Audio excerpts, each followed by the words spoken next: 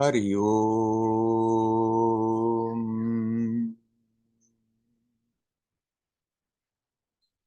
Hari Om.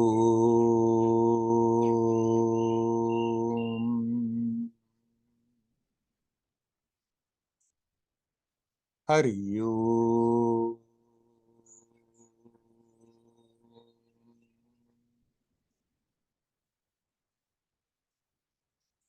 Hello, my friends.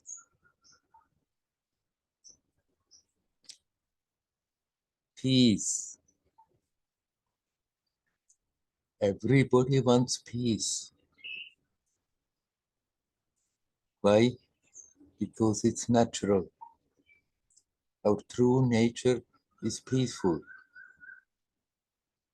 There is the dynamic aspect, and yet there is that aspect that is not moving, ever at peace.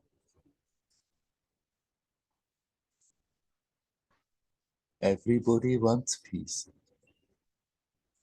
All our actions, without being aware of, they are always somehow motivated that we are feeling better, that we can relax and dive in that peace.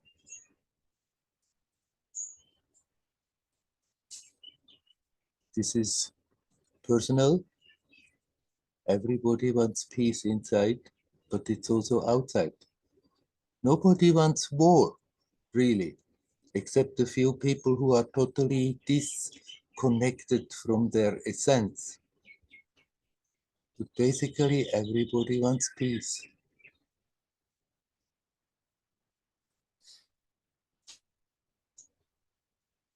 Then why is there such a struggle going on in the whole world and in most of the people's mind? Struggling, struggling, struggling. We all want peace. Somehow we just have forgotten what our true nature is. And then growing up in a surrounding where there is very little of the peace manifested, then one gets sucked into that current of struggling, of being restless, of trying to get achievements, hoping that they make you happy. And the struggle continues because it's not doing the job. How can we get peace? We have to become natural. How can we become natural? By seeing, by looking at ourselves and seeing how unnaturally we are functioning. That there is an inner voice that is always directing us, and yet the mental noise is so loud that we are not hearing that voice. The mental noise is so trained to go on and on and on, encouraging the struggle. There's nothing wrong with being active and dynamic, but that inner struggle full of contradictions, creating always more separation than being aware of being connected, that is something we have learned, and we somehow have to unlearn it in order to find that peace that is already there.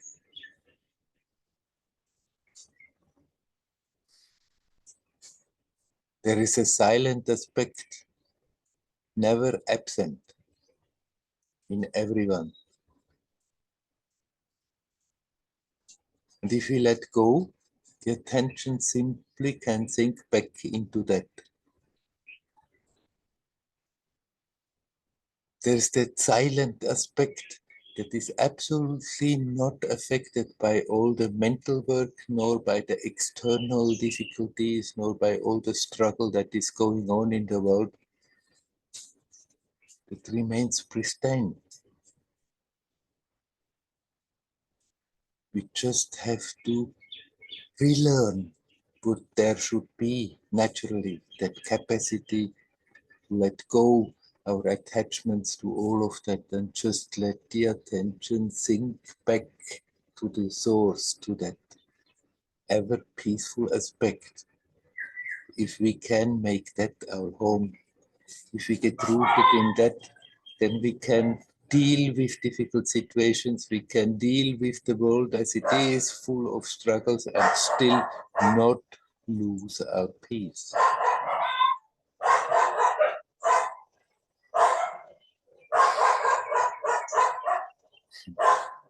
Like they're losing their peace right now.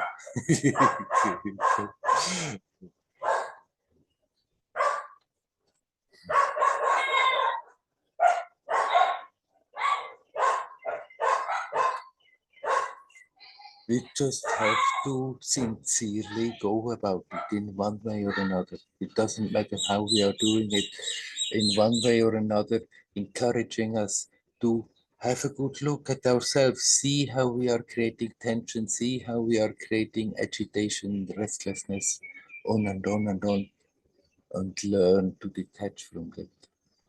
Learn to detach from those old habits that drive us on. If we are unconscious, if we are half conscious going through our life, then we're just repeating those same things over and over, and the patterns are getting stronger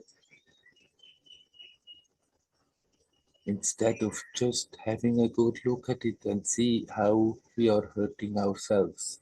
And when we hurt ourselves, we are also radiating something that is hurting the surroundings. And when we look at the world and see that there is no peace, that there is a lot of struggle, there are wars and a lot of cruelty and violence going on, still that peaceful aspect is unaffected. And we can be rooted in that and look from that perspective. Most of the time, we can not externally do something about it. We are not in a position to have any influence and cannot do something about it, but we can always do that much, not contributing to it. We can always bring the attention back home to that peaceful aspect, get rooted in that and radiate it.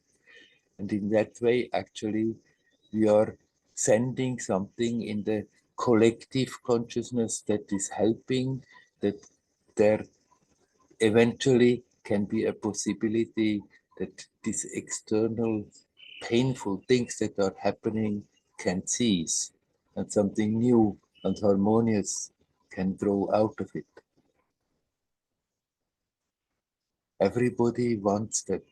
Nobody wants all those troubles, nor in the world, nor in one's own mind. And yet it's flourishing. There are those forces that influence it and enjoy it, that it is going on like this. But we can learn to see that. We can learn to detach from that and become aware that peace that we are looking for is never absent. It's here, it's now, it's timeless.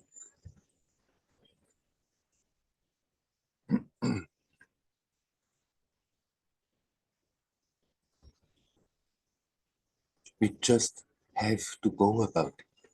It's not a part-time job.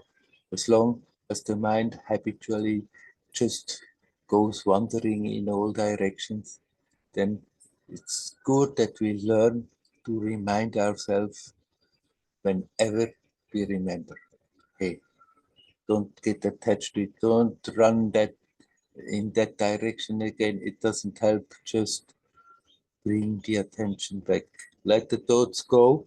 They can run out their way, their momentum, but the attention can come back to that aspect that is always there, and it's not somewhere far away.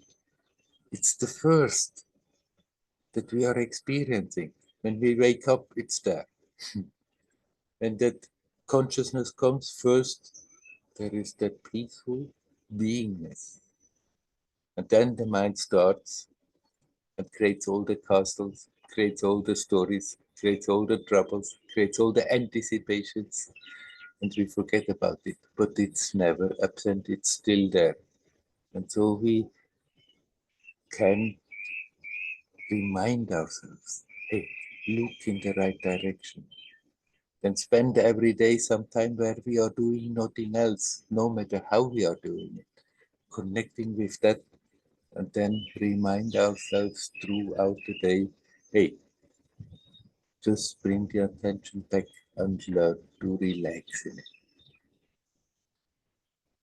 And then life becomes what it is meant to be, a playful, joyous journey through this time-space continuum, getting richer for the experience with every moment. Let's live like this. Hariom, Hariom.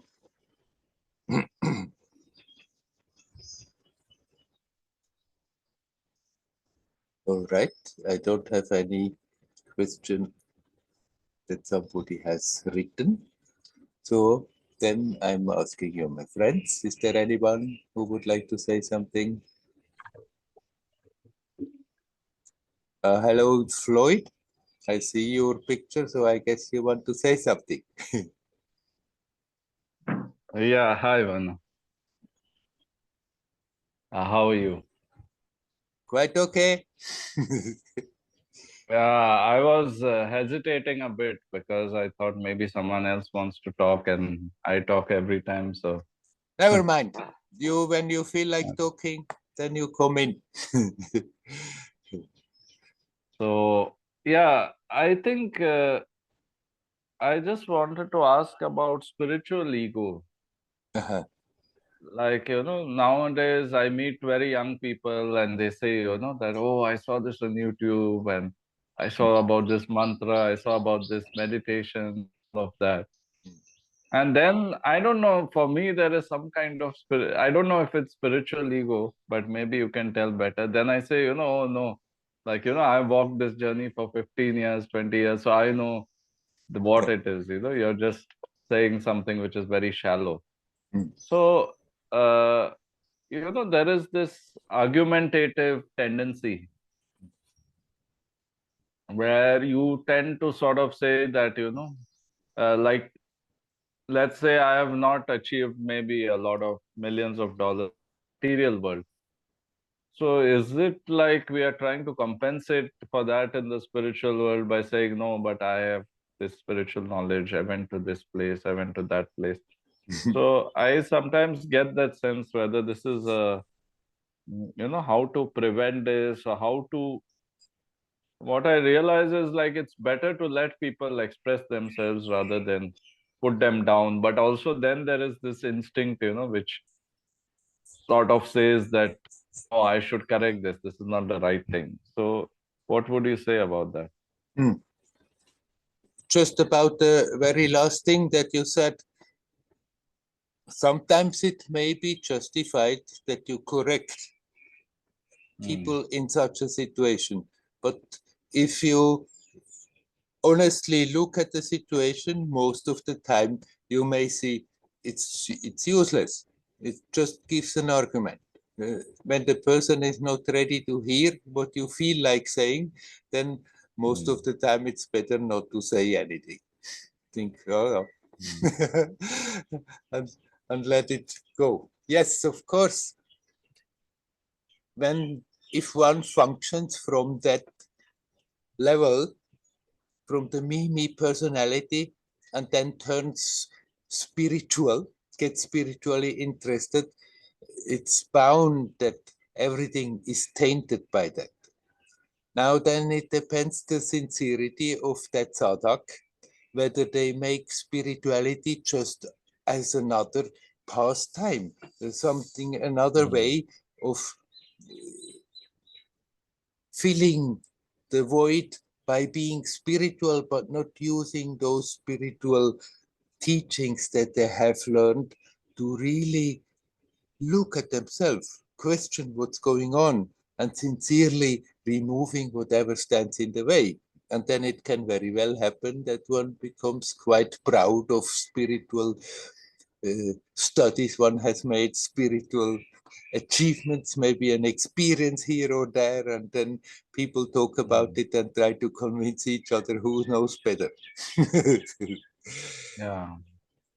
It depends the sincerity of the sadhak, whether spirituality is just an alternative way of passing time because the other was not satisfactory, or whether they are really sincerely looking for that which is real, that which is prior of that me separate personality. But as long as we are holding on to that, we can do all kinds of spiritual things. We can go to so many masters, but if that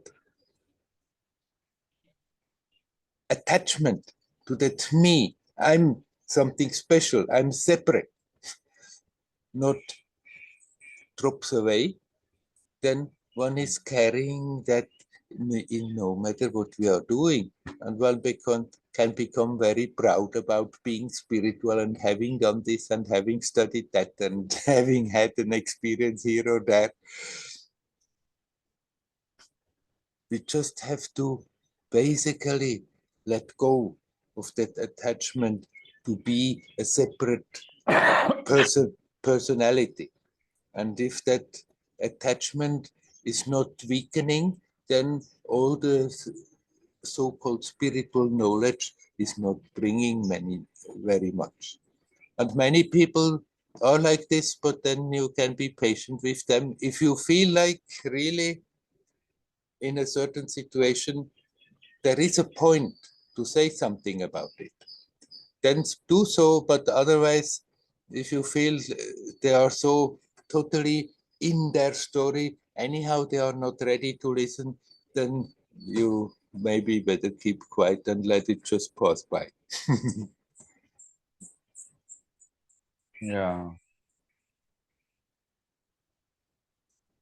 Yeah. So is it necessary? But there is some kind of snap reaction, Yeah, yeah, which I see, like let's say I interact with a lot of Westerners because I meet them when I travel, and some of them are my astrology clients, some of them are not my clients. yeah. So, so then they say, that, oh, okay, spirituality is to feel pleasure in the body, or, some kind of, they have their own idea, the tantra and the certain ideas of tantra and like mixed with psychology and all that. So, I don't know, maybe in an Indian context, it would not be a very rude reaction, but for them, it tends to be maybe a little bit too sharp or direct. So, yeah, so it's like, I feel that, okay, maybe they've come to India to learn something, so maybe might as well tell them that this is the real thing. But as you said, maybe if they are too much in their story, then it doesn't make much difference. Right. Many And times it is it doesn't make much difference. And or it Hmm. just ends up in an argument, and they may even fortify their position. Yeah, yeah. On the internet, it's easy. You can always find something which supports your point of view. Yes. And that need not be from a spiritual master. It could be anyone posing as, some kind of master. Yeah, yeah. You can find everything. And if you have an Yeah. ID, then you can prove it because there on the internet you find anyone who says like this. Hmm. Yeah. But also, I have this struggle where somehow when I come back to my home, when I come back to my native place where I was brought up and all, uh, this, as I said, like the spiritual ego or whatever, it wants to, there is an ego which wants to compete. It wants to say, that, okay, these people, maybe they have materially, they may have achieved a lot more, Mm.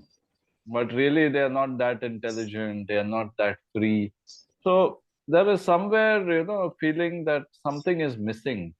Uh, and that's why I feel maybe there is a spiritual, on the spiritual side, sometimes there can be a compensation, you know.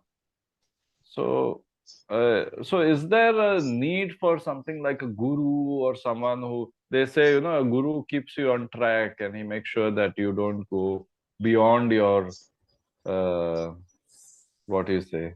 You don't get into these traps. Right. You cannot say that it's like this or like that, and then it's right for everyone. It's good to know the ultimate guru is your own self. Hmm. The external guru's job is always to point out to you, look, where are the obstacles that we have to remove, that we become aware what is already Hmm. there. Now, a real guru shishya relationship is not something that you can artificially produce. So it's not so that you have to go guru hunting and then hopefully you find your guru. Connect with that ultimate guru with yourself as good as you can and learn to be honest.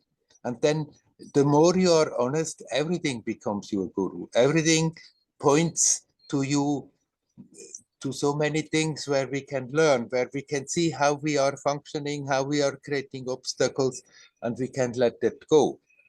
If it is then necessary, if a sadhak is sincere and it is necessary that the relationship like this is established, it will happen.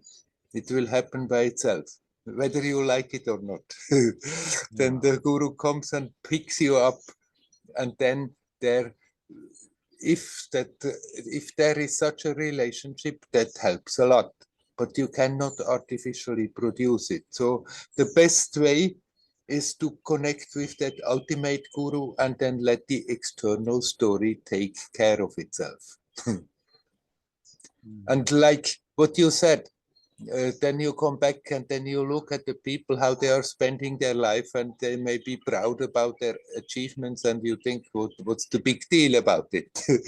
But then when you see this thing, then your job is not to point out to them that they are wrong. Your job is to become aware that you are still reacting and maybe let go of that, and then Yeah. never mind. If they are asleep, then they are asleep and they will act accordingly, and then you can also uh, accept them the way they are. No, initially the idea was, that I will try to spread something of spirituality, Yeah. like do some seva and all. But I did that for about many years. I did it 6, 7 years. In 2012, I started something called a spiritual Goa. Mhm. So I would invite, spiritual masters. You come to Goa. I'll organize things, and then I would get people for them, Mhm. participants. So this is what I did as a seva. And of course, at that time, I was also busy with a job. I was teaching in a college. So somehow, I think at that time, there was no expectation. Mhm. And I was doing it without expectation. I was enjoying doing that seva, spending time with the spiritual masters. But over time, I don't know, it sort of there started developing an expectation that I'm doing so much for these people over such a long duration of time. Or maybe they should do something in return, because it's like, it's not like an organization. So I would say, okay, fine, you eat, this Indian snack called samosa. So samosa, you eat samosa, you have tea, you do your meditation, you leave. So then that thing came that maybe these people don't deserve it, because they are not, they don't see that sense of, community. And if I say, okay, there's a meditation, they will come to my house and they will do the meditation, they will leave. When there's no meditation, they are not interested. And, so it is like going for an event where you just want to sort of pastime, or I didn't know what their intention was, but I didn't see that involvement or that passion, which probably needs to come after you attend 5 meetings or 10 meetings. You want to involve at a different level, or something like that. Maybe first few times you are just checking it out, maybe this is not for me, but here it seems like, I don't know, even when they sort of get into it, they don't. So yeah, so all these subtle expectations started coming, Mm. and it would create some kind of irritation, which of course translates in some form of behavior also. Yeah. So is it necessary to do some kind of healing where you remove these root causes of these various vasanas or whatever they call it, or is it a subtle process where you just tune into your essence, and then it just doesn't matter whether these vasanas exist or not? If you really tune into your essence, then these vasanas start to lose their power. It's not that they stick on and have that same power, because from that perspective, you see, with this kind of reactions, with this kind of behavior, I'm just strengthening that sense of separation, and that is counterproductive. That's the opposite of what we want. And so, if you spontaneously feel like doing things like that for people, it's fine. But then do it without thinking that you should get a benefit out of it, but simply because you feel that is an expression of your inner self. But if you don't feel like continuing doing that kind of stuff, the real work is in ourselves. That is the place where we foremost have to do our job, and then it Yeah. starts to manifest naturally, spontaneously by itself. Yeah, it's like, initially, basically, I saw this pattern that I get into something with the attitude of seva. Mhm. But then the expectation is not for me that they should bring gifts for me or something like that. Yeah, But the expectation is that if I'm making an effort to reach 100 people, out of that 20 people come, then once, like after 5 meetings, 10 meetings, those 20 people will also bring, usually, they will also tell friends, they will share. But I found in the place where I live in Goa, I found it's a local community. I found a weird dynamics where they don't share, yeah. you know. So I felt that was my expectation that, this should reach different people. I don't want to sit with the same people forever. And that too, they are not like, there is no feedback, that this was good for me, this was not good for me. Mm. So that is the thing. So I think, as you said, it is about going within and being with yourself. That is where it whole thing ends. But also, as you said, vasanas lose power. Uh, but I feel that when let's say I'm in Tiruvannamalai, or I'm in some place where I'm meditating, so I'm not bothered by a lot of these things. Mhm. Or maybe few things come up. But when let's say I get into a time when I'm not so much in my center, I'm not so much feeling the presence, then these vasanas, they come again. Like, Yeah, they seem to come again. yeah. That, of course, we would like basically that the journey is a nice, smooth journey like this, but that's not how it's working. It's like that.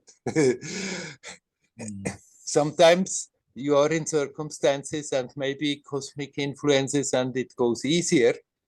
And then sometimes it's again more difficult, and then one feels, oh, I'm rather getting backwards than forwards. But there is Mm. no such thing like going backwards. But Mm. don't feel too surprised if that is happening. Like you go in a place like Tiruvannamalai and you come already with the intention that you spend your time for your inner journey. And then you come back to the old environment and it's like it's waiting there and jumping on you. And that simply means it is still there. Even if the circumstances are favorable, they don't show themselves, the tendency is still there. And then There is nothing to be disappointed about it. You just accept, okay, there is more work to do, that it still has power. And then in those circumstances where it's more difficult, it's even more important that we are observative, that we see how we are reacting, that we see the pattern, that some certain things happen in a way and immediately there is the reaction, and there we can work on it. Slowly let it go, slowly detach from it, and that's how they're losing the power. It's not simply by sitting at the Arunachala's feet, but by dealing exactly with those confrontations when the stuff is coming up. When you are with a guru, the guru is always doing things that this kind of stuff is coming up. They're playing games and pushing your buttons to bring that stuff up. And if we are not with a guru, the surroundings are doing that. And then in certain surroundings, it's easier. And then one can think, oh, maybe I should never go to the other surroundings. But then it's not the destiny for everybody. And it's also, even if you go into surroundings where initially it's easier, after some time, this is still starting to happen again. If that is having power still, then it will come in one way or another, and we don't get around to face that, to have a good, honest look at that and see what it is doing, and in that way have the possibility to step a step back and step a step back and let it go. And then if we consciously deal with those tendencies in that way, they'll slowly do lose their power, and eventually they are not more disturbing.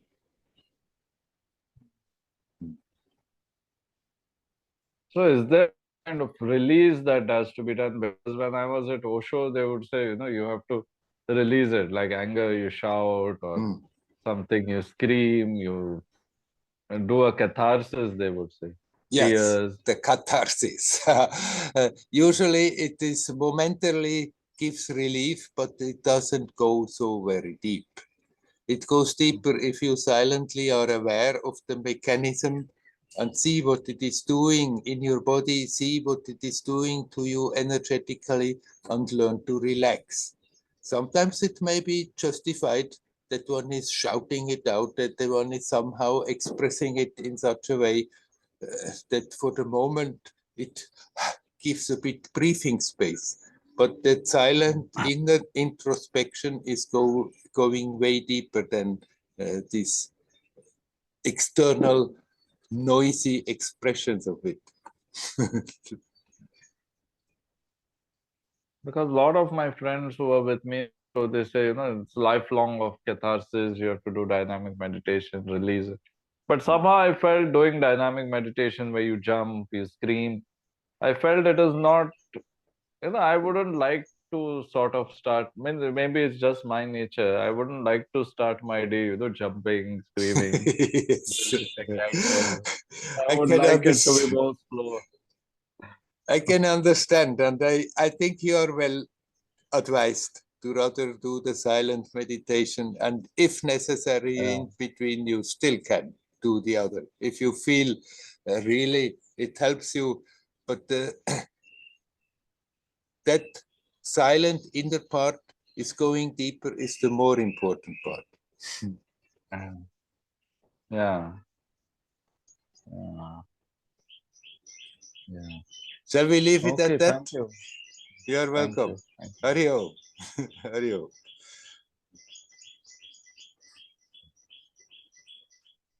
Is there anybody else who would like to come in? You're welcome.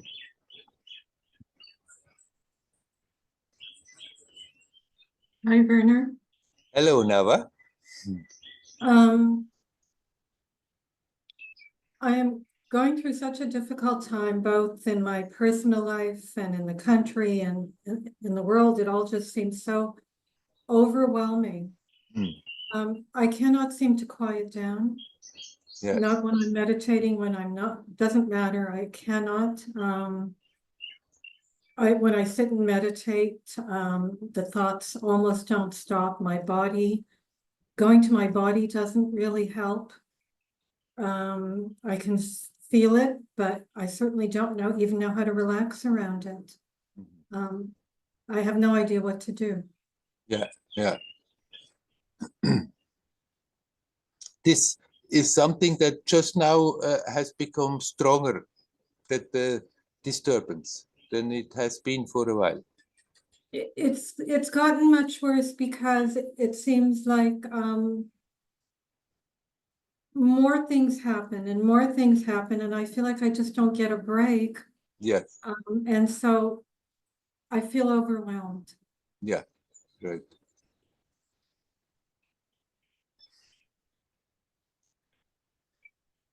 It's good that you don't give up in spite of that. I don't think that if you are meditating, if you try to meditate and the mind is still going around and is agitated, that this time is useless, that you have spent your time useless. When we try to keep quiet and then for some reason cannot keep quiet, there is no other situation where we are so acutely aware how the mind really is working. Like when you try to keep quiet and you cannot keep quiet, then it's not pleasant, of course. We want to keep quiet, and there it goes, rum, rum, rum, and this one and that thing, and woo, woo, and it's agitating.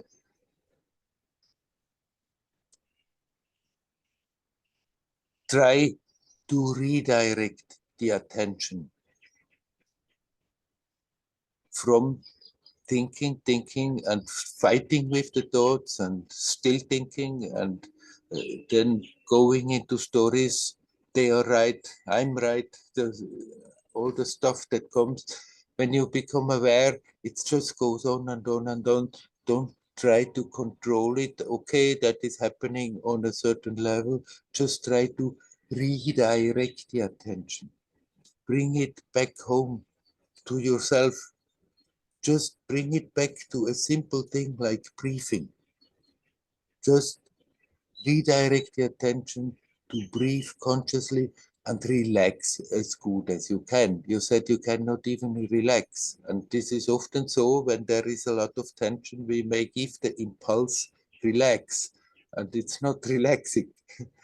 But if you do that, connecting with consciously breathing, it still relaxes somewhat, even if it's not having the desired effect. And by attempting to do so, at least you are not strengthening all the mental thing that is going on. That mental agitation that may come is supported by a lot of subtle agitation that is there, and that is not produced by you, that is in the atmosphere, that is in the surroundings. And you cannot directly work on that in any way. But when our own mind, our own thoughts, our own emotions are always getting sucked in that current, then there is no point in starting to fight with it. You just become aware and you redirect the attention, just bring it back to the breath. Breathe in, breathe out consciously. Breathe in, breathe out, relax. Breathe in, breathe out, relax as good as you can.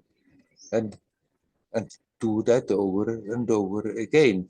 And gradually it will come back again that you are capable of easier to relax and to connect consciously again easier with the pool of peace that is there. That for some time it became quite easy for you to connect, and yet now it's difficult, but it's still there. And then it's good to be patient with oneself, even if it doesn't work immediately. Not that we on top of that start to condemn ourselves and judge ourselves and reprimand ourselves and tell all the bad stories about ourselves, how we are not good and not good enough. But okay, I'll try. That's all I can do.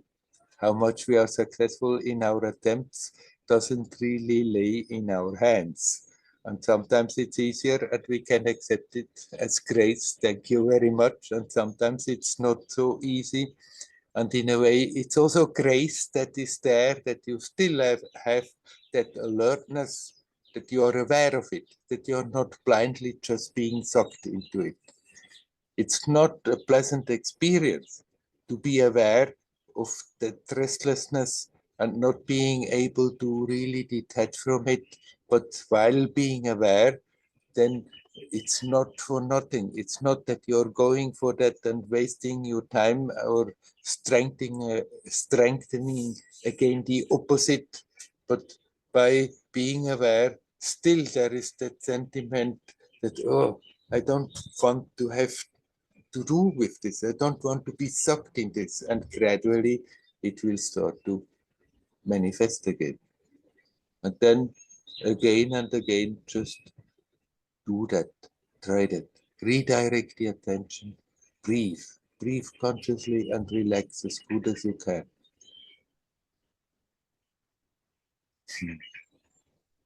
I will keep at it. Yes. Don't worry. It won't be like that forever. Yeah. It's easy to forget that. Yeah. Sometimes there may be a period where it's easy, and then just because it's more peaceful and it's the attention goes deeper and deeper towards your own source. But there, maybe deeper in the subconscious, also stuff is still there that has been not being accessed so far. But by your becoming more peaceful, then suddenly you get in those regions where that potential for agitation is there, and then it starts to come to the surface. And then, and especially if around there is a lot of agitation in the people, in the air, in the whole atmosphere, then it can come very strongly. But going through those periods is not something wrong.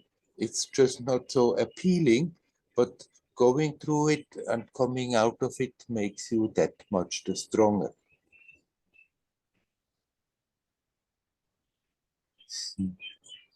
Thank you. You're welcome.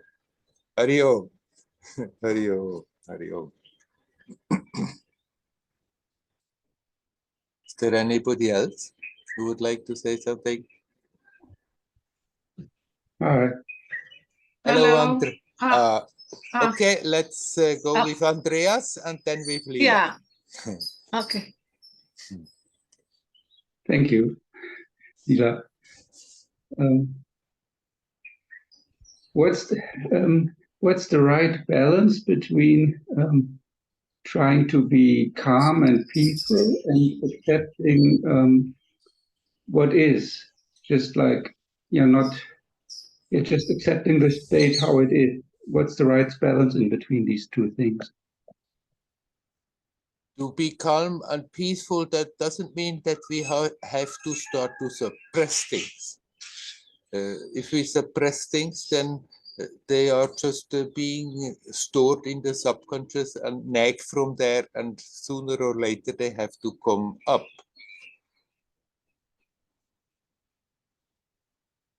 To be as conscious as possible, that is necessary. And then sometimes it's quite natural and easy to be calm and quiet, and sometimes it's not so easy. And then we don't have to by force try to control it, because it's very easy then to just push it in the subconscious.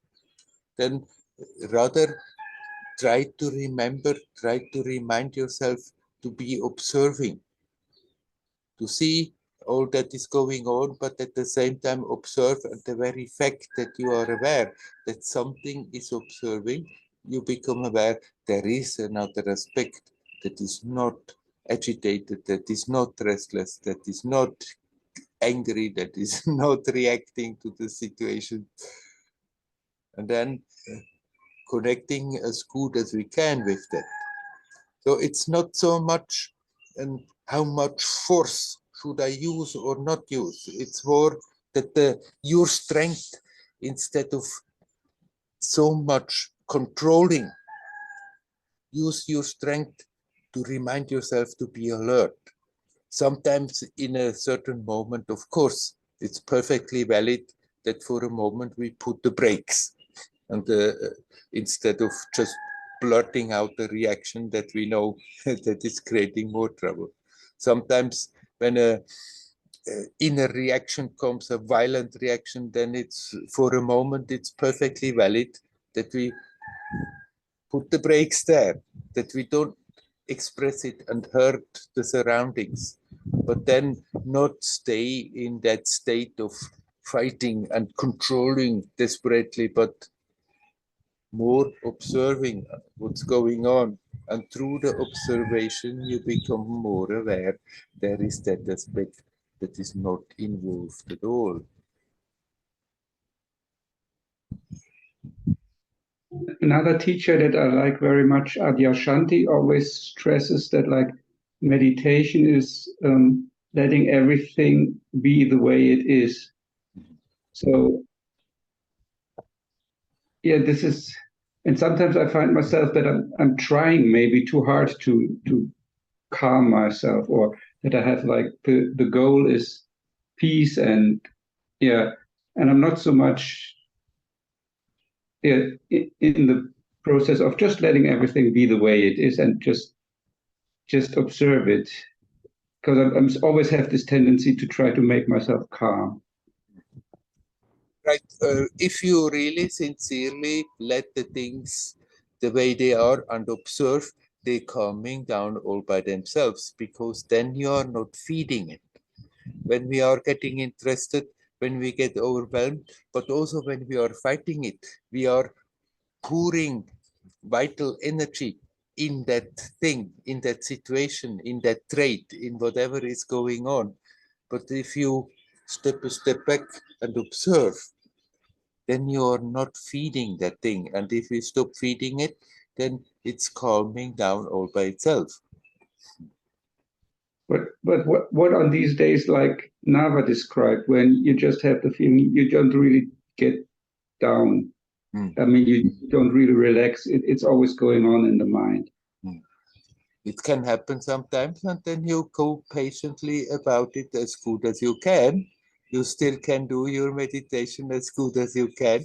You still remind yourself to remember, not to get helplessly carried. I'm sure Adyashanti doesn't mean that you become a helpless victim, letting things be the way they are. That you can accept, okay, the tendency is still there, the reaction is there, and then not wasting too much time to control it. As I said, for a moment, it may be totally justified that we don't do violent things unnecessarily. But then you can let go and see the whole mechanisms, the mental work, the emotional work, the energies that are still agitated and going on. But step a step back. Not become an observer, a new personality. Just become aware, observing is happening. And if you are aware that the observing actually is going on all the time, you become aware there is that other aspect. We don't have to create peace, become peaceful, but rather become aware that peace, that peacefulness is always there. We're just overlooking it many times. And then in such a period where it's difficult, then it may not work very well, but every time you attempt it, it still has an effect. And you may also for a moment touch that. For a moment, everything is right. And after a very little moment, poof, it's all out again. And then there is not much else to do. But when you become aware how much you have estranged yourself again from that, you just redirect the attention back home to that source. Is that the same what you mean when you say like turn the attention 180 degrees around? Right. That's what I mean. Yes. Yeah, I'm still trying to like figure that out and get it like how to do it, but there's no way how to do it, right? No, there is no way how to do it. You just do it. You can take a help. You can take a help that helps you easier, like what I said with Nava. You just redirect the attention to the breathing. It's a help. But then somehow it has to happen that the attention withdraws from the agitation and comes back. We can use those helps. Any help that we find is useful for us and natural for us, but not in order to become an adept in that in particular technique, but just use it as a crutch because abstractly it's for the time being not so easy to just let go. Attending to the breath feels for me more like focusing on something, Mm-hmm. and the other part is more like widening the attention. What would you say to that? That seems from the intellectual level at the first moment like this, but it's not that contradiction at all. If you really consciously put the attention to the breath and relax in it, the experience becomes more and more expansive and not narrowed down because of that. Okay. I mean, I'm not telling you now you have to watch the breath. I'm saying that's, for example, that's a help that we can use, because sometimes when there is agitation, it's not so easy to just step back and be in that witnessing mood. So if we have something to hold on to direct the attention in order to make it easier to detach from all our mental agitation, then that helps most of the time.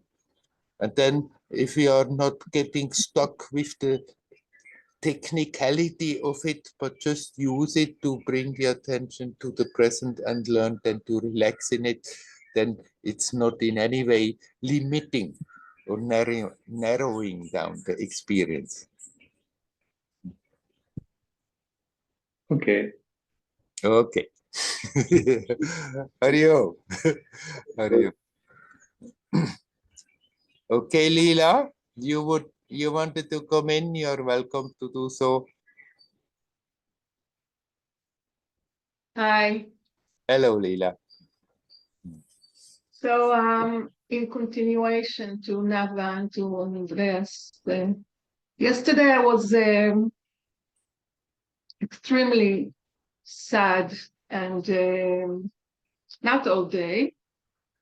Usually I have hours, specific hours in the day where I become a bit like less energy, more upset, more, negative. Yeah. So I was sad and I let go of the I let the tears come out, come on my face. And I didn't fight it. Mm-hmm. And I feel right now when I talk about it, it's the only thing I can do nowadays. I've never in my life been in this kind of situation now. Every day, something else, something crazy, something else crazier than the day before is happening. And there's no way to understand really what is going on, even though I listen to to the people who try to explain. I mean, they explain, but and specifically, it's extremely scary. My children live in Tel Aviv and they don't have a shelter, and in the apartment, so they have to go somewhere else for the night. And yeah, and everything, it's like so much pain, so much fear, so much grief. Yeah. So much everything. So I just wanted to say that I don't try anymore to meditate when I'm restless, or to do that, or not to do that, or specifically not to do that. Like, I have games here on my telephone, and I like to play some of them. They're good for the brain, serious games. So I play games. And it's okay. Yeah. I cry, then I say, it's okay. I'm agitated. Okay. Agitation is very unpleasant. Yes. Sadness is okay, but agitation is really unpleasant. Then I go, there are always dishes waiting for me in the sink, so I go to do the dishes. And then I start cleaning all around, like really everything needs cleaning. So, but really what I want to emphasize is realizing that there's something in me, let go of everything I know or should try to do, so I feel better. I can't feel better. I can't feel better. When I'm better, I'm better. When I'm laughing, I'm laughing. And when I'm not better, not laughing, and crying, and agitated, and upset, or worried. So it is, and I can't breathe. Everybody says, many people say, I can't breathe. Like here, I can feel some kind of pressure. I can't breathe. Yeah. So acceptance, I guess, radical acceptance. Acceptance, definitely acceptance that the situation is as it is, but always be aware, not get into that position of being a victim of it. No. No, right. No, not at all. I don't even think about myself, me, poor me, not at all. There are so many people that are in such horrible situations. Yes. Horrible, absolutely impossible. There is no way. How can I? No, this is like a medicine. It's like there's no way I can be poor me, or victim. I'm not a victim. I'm fine. I'm great. I'm doing me. I'm doing well. I'm not in immediate danger. I'm not sick. Nobody from my family was kidnapped or was killed, or I'm fine, thanks God. There is no victim. There is no poor me. Even when I'm sad, okay, so I'm sad, but it's not poor me. So there is sadness. Yeah. That I'm not accusing you of being so, but that victim mood can come in very subtle, even if externally things have gone maybe luckier than for others around, and you don't feel that you are victimized. But if you are then from sadness and other emotions like this, then if we are being influenced, then we can create there a subtle victim mood and get sucked into something darker and darker and heavier. But if you see that this sadness is there, you need not fight it, you can express it, and it comes and it goes and it doesn't leave a trace. Yeah, I know what you're talking about. The poor me can come in very sneaky and subtly, not simply because of external circumstances, but of what is happening in my own psyche and the way how I feel, and then can still that self-pity sneak in without our being quite aware of it. So it's good to be alert about that, and then let the emotions come, be there for sometimes and go. Yeah, you know, now when you talk now, I remember poor me comes, shows itself as in thoughts, really. Then things that happen, then there is a story coming which involves in it poor me. Yeah. That's what I can say about poor me. But then I know that it's a makeup of the thoughts, really, and it's it's just like it goes away because it's what can I tell you? It's not about me, and it's thoughts. It's thoughts. It's only thoughts. It's only a story that Yes. is being made there. So I already know it. So I just like say, okay, fine. Just like yeah. Right.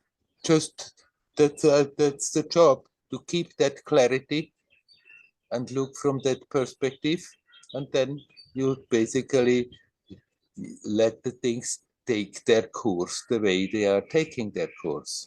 Sometimes you may feel you give a little nudge in a certain, you give a little nudge, you give a little, put a little effort in to maybe change something, a little bit direction, but often it's just what is the wisest to do, to let take things their course, but not get sucked into them.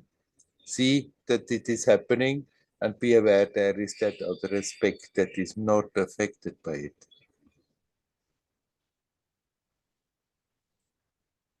Yeah, just one more thing, Werner. It's strange because the situation now in Israel is actually creating this kind of a state of being, as you described, because everything else is, I mean, small things that happen during the day, during the everyday life, which might not be so pleasant. It's all like rubbish, really. Yeah, yeah. It's all rubbish. It's really, it's nothing. It's like blown with the wind, really. So in a way, it's in a way it's easy, I can say. But yeah, of course, I wouldn't choose it. We have to consciously open up to that. Otherwise, we cannot even see that the possibility is there, let alone that it is easy. I didn't get that. Your alertness has to be there. Yeah. Your alertness, your awareness that at all you are aware that things are, as you said, they are rubbish. They are not worth the trouble. Yeah. to get so overwhelmed by it.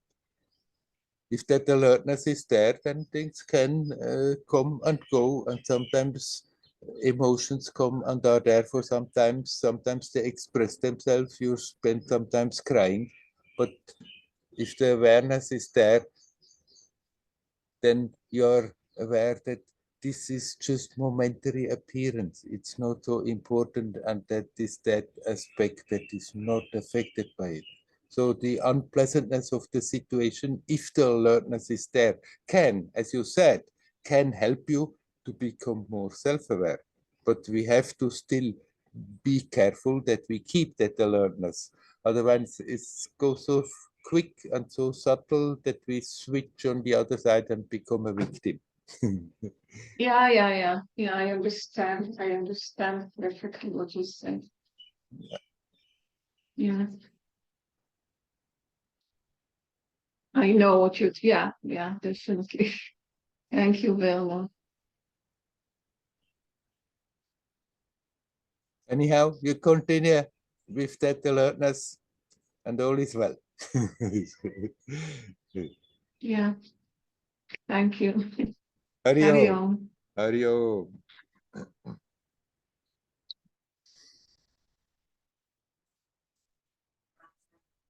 there anybody else who would like to come in and say something? You're welcome.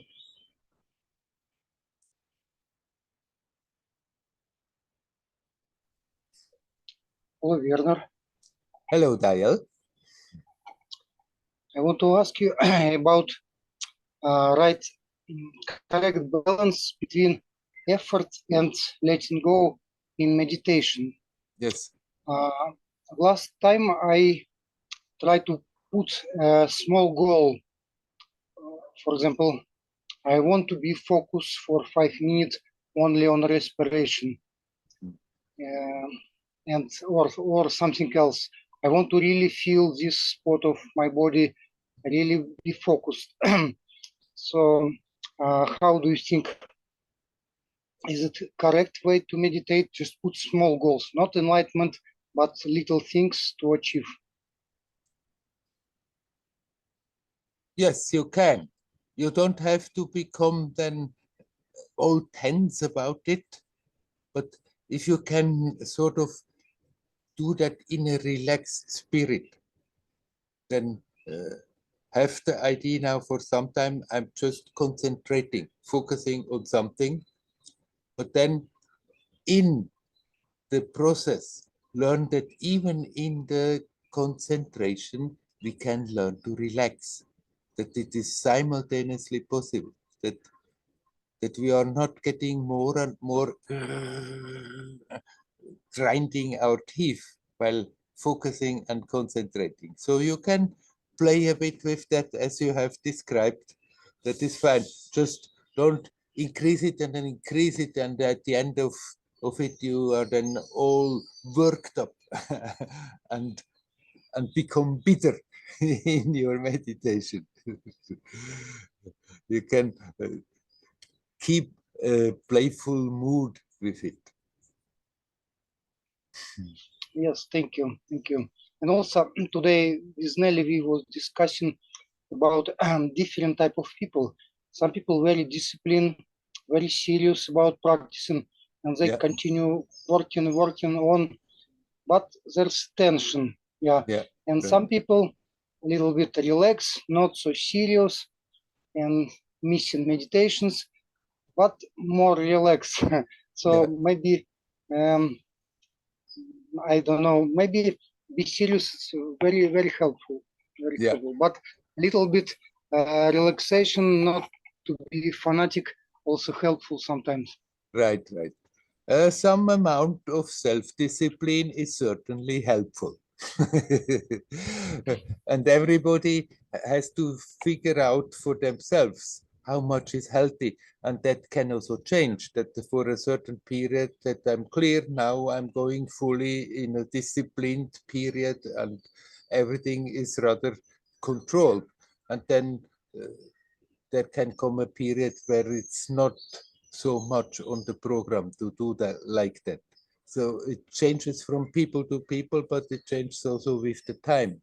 If you are honest, if you look at yourself and you are honest, you know how much pressure is justified, is good actually, and when it's getting too much, and it would be better to let go a bit and be a bit more relaxed. Yes, thank you.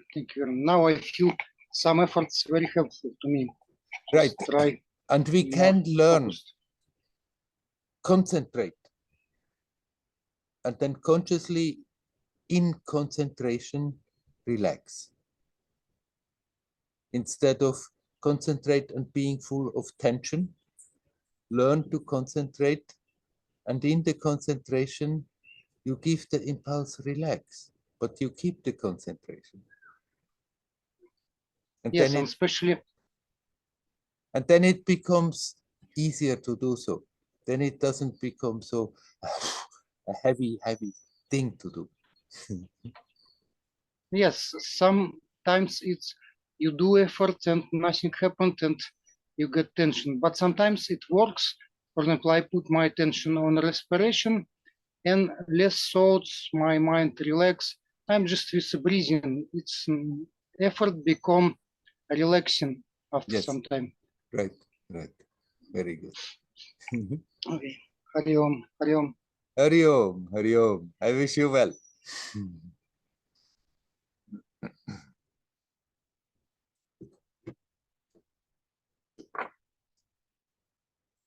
Is there anybody else who would like to say something?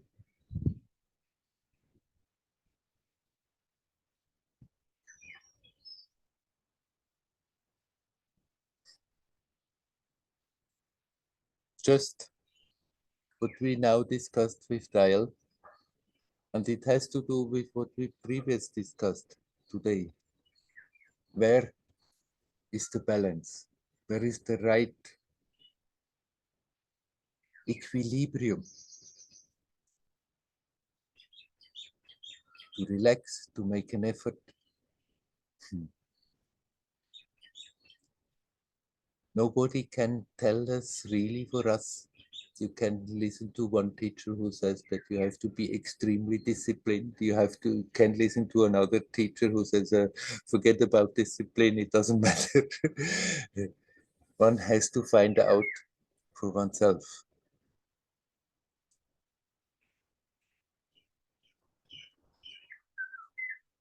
These old habits, they are not giving up so easy.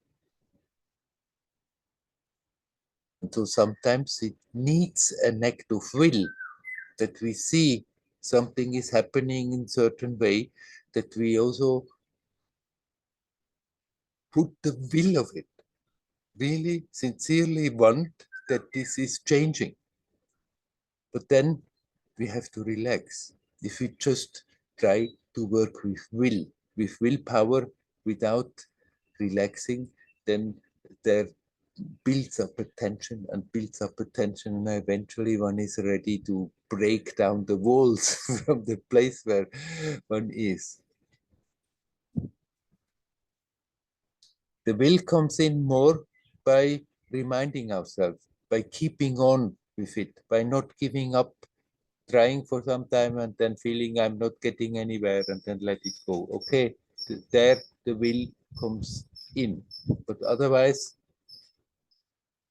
when one uses will to concentrate, will to maybe control certain actions, certain patterns, certain vasanas, and then goes on and doesn't learn to relax in it, then there builds up tension and more tension and more tension, and eventually it explodes and can become destructive. So one can, for a moment, put the will in the current to concentrate or to control something, but then it's good to learn to relax. And relaxing doesn't mean to become lazy. Relaxing simply means that we see that we are building up tension and we let go. And we start, when that impulse is being given, relax. We start on the easiest level, relax your body. Relax your legs, relax your feet, relax your shoulders, relax the body, and energetically we start to relax. If we see that there is the tendency in the relaxation, okay, then immediately we have the tendency more to dream away again, then one can use for a moment again, a bit force. Okay, concentrate, but then relax in it.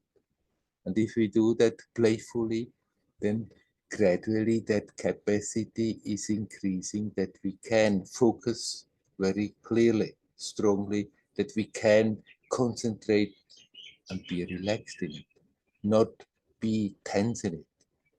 Or it can happen that, like Dial just described, for sometimes you concentrate, there is a certain tension there, but you don't build it up. It's just there, the effort is there, and for sometimes, and doing that for sometimes, suddenly the moment may come, that it's happening all by itself, relaxedly, playfully. Then that's perfectly valid. So everybody has to find out for themselves how much self-discipline is appropriate, and where am I just going too harsh and start torturing myself instead of constructively contributing, that I'm becoming more self-aware. That is the point, and not that we are in total control. The point is that we are becoming self-aware here now and relaxing that. And for that, because the opposite habits are so strong and deep rooted, sometimes discipline is perfectly valid, is necessary. Now, Dale said some people, they do discipline their practice, but they are not at ease. They are not relaxed. And there are other people who are at ease and doing not much practice. Now, from outside, it's not so easy to see what's really going on. But right, one can be very disciplined day after day and keep up attention, be capable of not making it stronger and stronger until it's becoming destructive, and keep up the tension, just keep up the tension. And then for them, it would be very useful to have the idea, okay, I can also relax in it. Relaxing doesn't mean to become lazy. Relaxing simply means that when we see the tensions are building up, that they are there, that we find a way to let them go again. What is important is that sincerity, and sincerity does not necessarily mean I have to practice that and that many hours every day. Sincerity means that we are sincerely observing what's going on, and when the mind goes astray and goes into destructive patterns, that we learn to step back, observe them, and learn to relax them, learn to let them go, learn to detach from them. And people can do that, and from outside that may look that they are quite relaxed and they are not very disciplined, but maybe inside they are quite disciplined in being aware what's going on and being busy of letting that go. And then and on the other hand, one can be quite disciplined with the practice, but actually be more interested exactly in the technique, in the how much time is passing now in practice, than being observative of what's really going on in the mind, what kind of things that we are producing and building up. Practice helps to do so, but the impulse has to be there, the awareness has to be there. Practice is a crutch, is a help that makes it easier to be self-aware. That is the point. Not ego-aware. Be aware of the ego and become self-aware. Be aware what is going on. Be aware what is standing in the way, what kind of obstacles that we are producing all the time, to be self-aware. And then learn to let them go. Not to make any efforts is usually not helping, but then being too harsh with oneself and torturing oneself with efforts is also not necessarily the right approach. For most of the time, it's somewhere in between. And it's good to be alert, aware all the time. And when we see we are going a bit too much in this direction, or we are going a bit too much in that direction, in both directions we can exaggerate, and then that we bring ourselves back again to what feels right, what feels healthy for us. And if we live right and healthy, then we become more and more natural. And natural, with that naturalness, there comes that letting go, that feeling at ease, feeling at peace, basically, and then be capable of deal with the day-to-day confrontations much easier and easier and easier.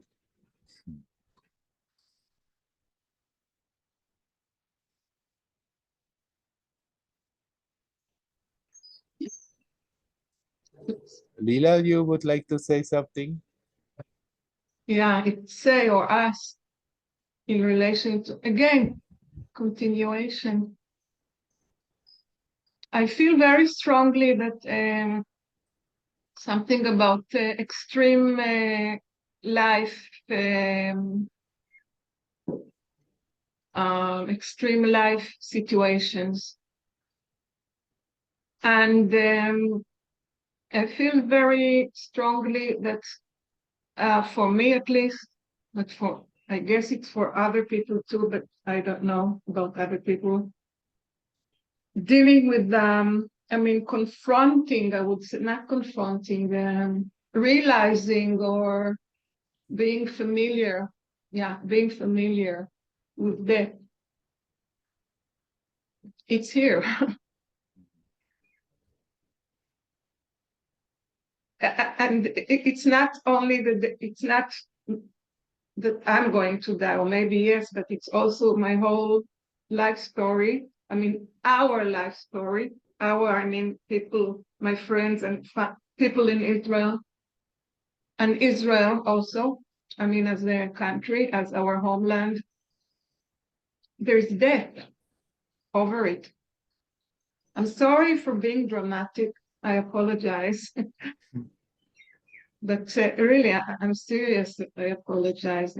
Maybe it's heavy for some people, and so I apologize. Especially two friends of mine that are here from Israel. And I feel that this kind of situation is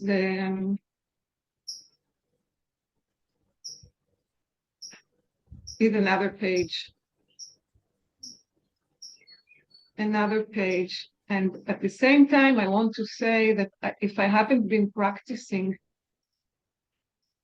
all these years, I don't know how I would function now, or Right. that's the word.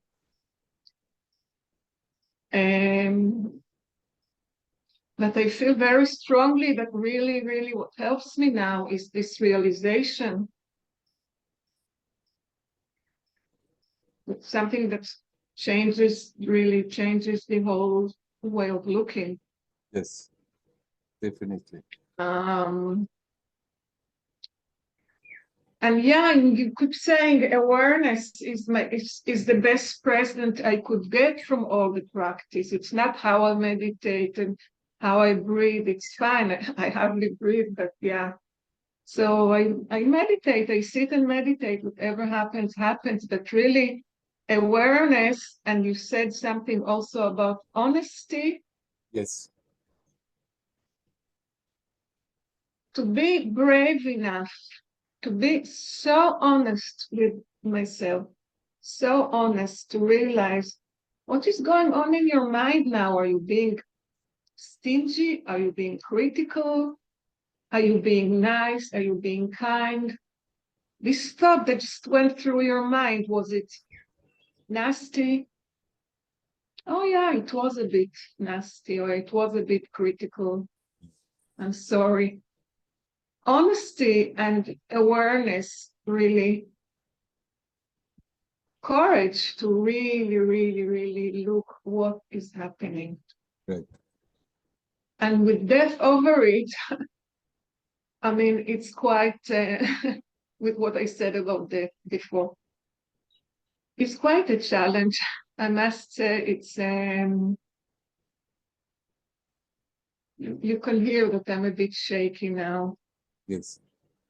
Yeah. And of course, the situation is extreme, but actually it's special, it's extreme in one way or another around the world now. And, I know. and that intensity is at the same time for the individual an opportunity that in spite of that intensity, one can keep that clarity, that awareness. And the honesty is even more important here because it's so easy in such a situation to find excuses to justify our reactions. Right. But if we Yeah. are not doing that, then that very tension of the intensity of the situation can help the attention to dive that much more in our own Right. resources. So it's a terrible situation. At the same time, it's also an opportunity every moment to become that much the stronger, that much the more powerfully self-aware. Yeah. Thank you. Hari Om. Everyone. Hari Om.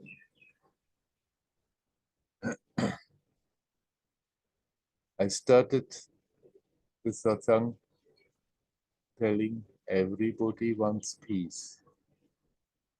Everybody has that peace inside already.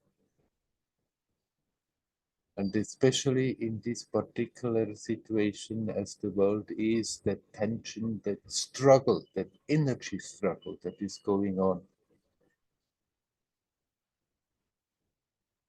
It's so much more important that we keep that alertness and become aware. Peace is always there. All this world, all what is happening in time and space is momentary. It's an appearance, momentary, but there is timeless. Before the story, during the story, after the story, there is that peaceful beingness. And we don't have to go and look for it somewhere. We don't have to hope in the far, far future, maybe there is peace, but that peace is here now, and we can access it all the time. We can at least attempt it. Sometimes we are more successful, sometimes less. But that possibility to turn the attention in that direction and use the confrontations that are happening on the material level to give us more encouragement to dive into that resource. That possibility is there every moment. I wish you all well. Hari Om. Hari Om. Hari Om.